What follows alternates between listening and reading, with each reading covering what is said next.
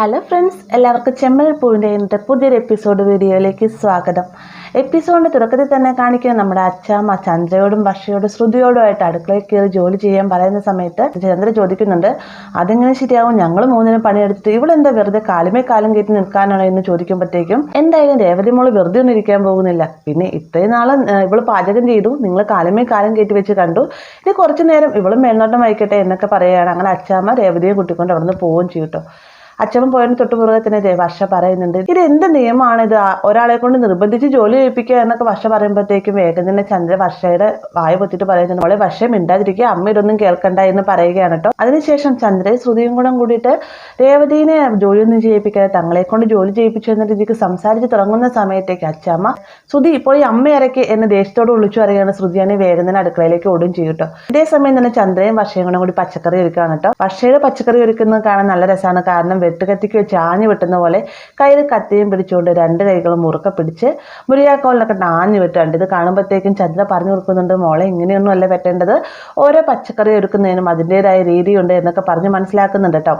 അതേസമയം തന്നെ ശ്രുതി അമ്മിക്കല്ലിൽ അരയ്ക്കുന്ന കാണുമ്പോഴത്തേ പാറുമ്മ ചോദിക്കുന്നുണ്ട്, മോൾ മലേഷ്യയിലല്ലേ വളർന്നത്, എന്നിട്ട് ഇത്ര നന്നായിട്ട് തന്നെ മോളെ എങ്ങനെ അരയ്ക്കാൻ പഠിച്ചു എന്ന് പറയുമ്പോഴത്തേക്കും ചന്ദ്രയും ഇത് അതിശയത്തോടു കൂടി തന്നെ ചോദിക്കുകയാണ്. അന്നേരം തന്നെ ശ്രുതി പറയുന്നുണ്ട്, എനിക്ക് ഒരു കാര്യം ഒരു തവണ കണ്ടു കഴിഞ്ഞാൽ ഞാൻ വേഗം പഠിക്കും ആൻറ്റി, അങ്ങനെ ഒരു കഴിവ് എനിക്കുണ്ട് എന്ന് പറഞ്ഞുകൊണ്ട് ആ ഒരു പ്രശ്നത്തിൽ നിന്ന് തടി തപ്പുകയാണ്. ഈ പച്ചക്കറി എടുക്കുന്നതിനെ നമ്മുടെ വർഷയുടെ കയ്യിൽ നിന്ന് ചെറുതായിട്ടൊന്ന് മുറിയുന്നുണ്ട്. വർഷ കരഞ്ഞുകൊണ്ട് തന്നെ ഹാളിലോട് ഓടി നടക്കുകയാണ് കേട്ടോ. അപ്പോൾ എന്താ പ്രശ്നം മനസ്സിലാവാതെ തന്നെ ചന്ദ്രയും ശ്രുതിയും എന്താ വർഷം പോലെ എന്ത് പറ്റി എന്നൊക്കെ ചോദിച്ചിട്ട് പുറകെ നടക്കുന്നുണ്ട്. പക്ഷെ വർഷം നിർത്തുന്നില്ല, കരച്ചിൽ തന്നെയാണ്. ഈ ഒരു ബഹളം കേട്ടുകൊണ്ട് തന്നെ അച്ചാമ്മയും രേവതിയും പാറുമ്മയൊക്കെ അങ്ങോട്ടേക്ക് ഓടി എത്തുന്നുണ്ട്. അവസാനം അച്ചാമ്മ നെൽക്കടി എവിടെയെന്നും പറഞ്ഞുകൊണ്ട് വർഷയുടെ കയ്യിൽ പിടിച്ച് നിർത്തുകയാണ് കേട്ടോ. അതിനുശേഷം വർഷയോടായിട്ട് എന്ത് പറ്റുമെന്ന് ചോദിക്കുമ്പോഴത്തേക്കും എൻ്റെ വിരൽ മുറിഞ്ഞു പോയി എന്ന് പറയട്ടെ. ഇത് കേൾക്കുമ്പോഴത്തേക്ക് എല്ലാവരും പേടിച്ചു കാണും.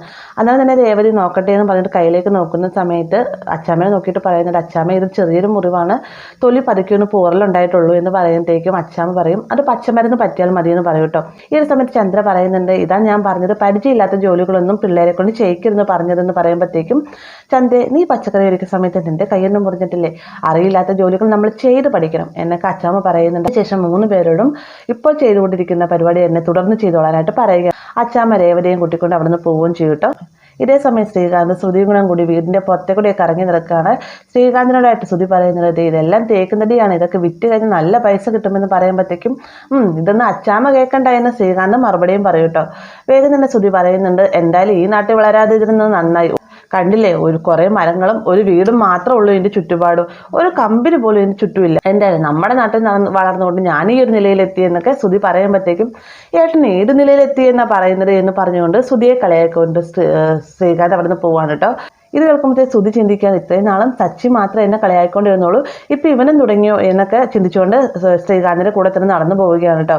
ഇതേ സമയം തന്നെ അടുക്കളയിൽ നമ്മുടെ ചന്ദ്രയും ശ്രുതിയും കൂടി പുകയടുപ്പ് ഊതി കത്തിക്കുകയാണ്. ഇത് കാണുമ്പോൾ തന്നെ വർഷ പറയുന്നുണ്ട്, ഇത് എന്ത് നാടാണ് ആൻറ്റി, ഒരു ഗ്യാസ് അടുപ്പ് പോലും ഇല്ലാതെ എന്തൊരു പുകയാണ്, ഞാൻ ഫയർഫോഴ്സിനെ വിളിക്കണോ എന്നൊക്കെ ചോദിക്കുമ്പോഴത്തേക്കും വേണ്ട മോള് ഫയർഫോഴ്സിനെ ഒന്നും വിളിക്കേണ്ട എന്ന് പറയുകയാണ്. അപ്പോൾ ഇതെല്ലാം മാറി നിന്നുകൊണ്ട് ഹാളിലിരുന്ന് അച്ചാമ്മ കാണുകയാണ്. ഈ ഒരു സമയത്താണ് രേവതി അങ്ങോട്ടേക്ക് വരുന്നത്. രേവതി പറയുന്നുണ്ട്, അവർക്ക് ഇതൊന്നും ചെയ്ത് ശീലമില്ല അച്ചമ്മ, ഞാൻ പോയി ചെയ്തിട്ട് വരാമെന്ന് പറഞ്ഞ് അടുക്കളയിലേക്ക് പോകുന്ന സമയത്ത് അച്ചാമ്മ രേവതിയുടെ കയ്യിൽ പിടിച്ചിട്ട് അവിടെ ചേർത്തിരുത്താണ് കേട്ടോ. എന്നിട്ട് പറയുന്നുണ്ട്, മോൾ ഇവിടെ ഇരിക്കും, ഇത്ര നാളും മോളെയും കൊണ്ട് അവൾ ജോലി ചെയ്യിപ്പിക്കാനുള്ള ഒരു സങ്കടം തോന്നണ്ട, അവൾ തന്നെ എല്ലാം ചെയ്യട്ടെ എന്നും പറഞ്ഞുകൊണ്ട് അവിടെ പിടിച്ചിരുത്തുകയാണ്. അവസാനം അടുപ്പൊക്കെ കത്തിച്ചതിന് ശേഷം ഇവർ പാചകം തുടങ്ങിയിരിക്കുകയാണ് കേട്ടോ. ഈ ഒരു സമയത്ത് ശ്രുതി ചോദിക്കുന്നുണ്ട്, ആൻറ്റി എന്താ ഉണ്ടാക്കുന്നതെന്ന് ചോദിക്കുമ്പോൾ ഞാൻ സാമ്പാറാണ് ഉണ്ടാക്കുന്നതെന്ന് പറയുകയാണ്. വേഗം തന്നെ ചന്ദ്ര വർഷയോടായിട്ട്, മോളെ വർഷേ ആ വെളിച്ചെണ്ണയും കടുകും ഇങ്ങ് എടുത്തുകൊണ്ട് പോയെന്ന് പറയുകയും ചീനച്ചട്ടി അടുപ്പത്തേക്ക് വെക്കുകയും ചെയ്യുന്നുണ്ട്.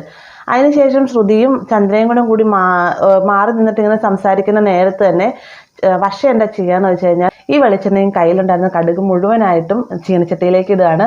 ഇത് പൊട്ടുന്ന ഒച്ച കേൾക്കുമ്പോഴത്തേക്കും വർഷ ആദ്യം തന്നെ ഓടുന്നുണ്ട്. എന്നാൽ പെട്ടെന്ന് തന്നെ ഈ ഒരു ശബ്ദം കേൾക്കുമ്പോഴത്തേക്ക് ശ്രുതിയും ചന്ദ്രയും പേടിച്ച് ഒരു മൂലയിലേക്ക് മാറി നിൽക്കുകയാണ്. ഈ ഒരു കാഴ്ച കണ്ടുകൊണ്ട് തന്നെ നമ്മുടെ അച്ചാമ്മയും രേവതിയും ഭയങ്കരമായിട്ട് തന്നെ ചിരിക്കുകയൊക്കെ ചെയ്യുന്നുണ്ട് കേട്ടോ.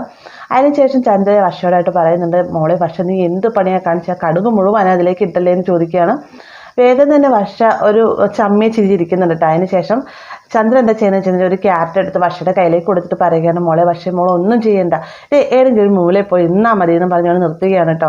ശ്രുതിയാണെങ്കിൽ വർഷയെ നോക്കിയിട്ട് പറയുന്നത്, എന്ത് പണിയാണ് വർഷ നീ കാണിച്ചതെന്ന് പറയുകയാണ്.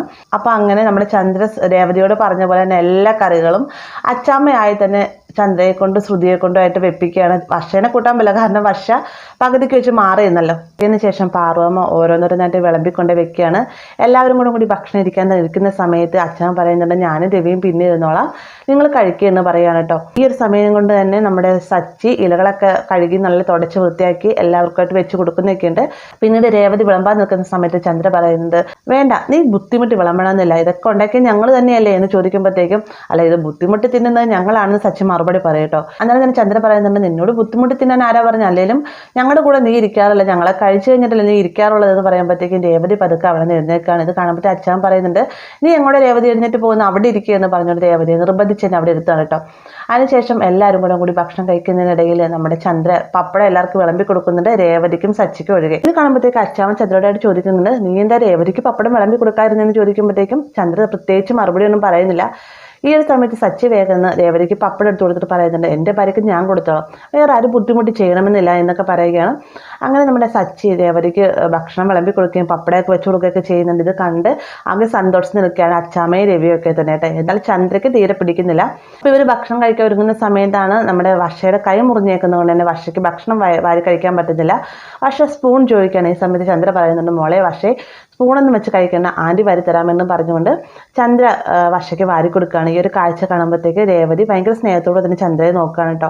അപ്പോൾ രേവതിയുടെ നോട്ടം കാണുമ്പോഴത്തേക്കും അച്ചാമ്മയ്ക്ക് മനസ്സിലാകുന്നുണ്ട്, രേവതിക്കും ഉള്ളിൻ്റെ ഉള്ളിൽ ചന്ദ്ര ഇങ്ങനെ സ്നേഹത്തോടെ പെരുമാറണമെന്നൊരു ആഗ്രഹം ഉണ്ടെന്ന് മനസ്സിലായിക്കൊണ്ട് തന്നെ അച്ചാമ്മ പറയുന്നുണ്ട്, മോളെ രേവതി നീ പോയി ചന്ദ്രയുടെ അടുത്ത് പോയിരിക്കുന്നു പറയുകയാണ്. ആദ്യമൊക്കെ രേവതി മടിച്ചു നിൽക്കുമെങ്കിലും അച്ചാമ്മയുടെ നിർബന്ധപ്രകാരം ചന്ദ്രയുടെ അടുത്ത് പോയിരിക്കുകയാണ് കേട്ടോ. അതിന് ശേഷം അച്ചാമ്മ പറയുന്നുണ്ട്, 3 മരുമക്കളെ നീ ഒരേ രീതിക്ക് കാണണം, വർഷയെ നീ ഊട്ടരുതെന്ന് ഞാൻ പറയില്ല, പക്ഷേ നീ വർഷയെ ഊട്ടുന്ന കൂടെ തന്നെ ബാക്കി 2 മരുമക്കളെയും കൂടി നീ വാരി കൊടുത്ത് ഊട്ടണം, അതെനിക്ക് കാണണം എന്നൊക്കെ അച്ചാമ്മ പറയുമ്പോഴത്തേക്കും ശ്രുതിയൊക്കെ പക്ഷേ രേവതിക്ക് ഭക്ഷണം വാരി കൊടുക്കുന്ന കാര്യം ഓർക്കുമ്പോഴത്തേക്കും ആകെ ദേഷ്യത്തിൽ നിൽക്കുന്ന ചന്ദ്രയെ കാണിച്ചിട്ടാണ് ഇന്നത്തെ എപ്പിസോഡ് അവസാനിക്കുന്നത്. വീഡിയോ ഇഷ്ടമായി എന്ന് കരുതുന്നു. വീഡിയോ ഇഷ്ടമായി കഴിഞ്ഞാൽ ലൈക്ക് ചെയ്യാനും കൂടെ ചാനൽ സബ്സ്ക്രൈബ് ചെയ്യാനും മറക്കരുതേ.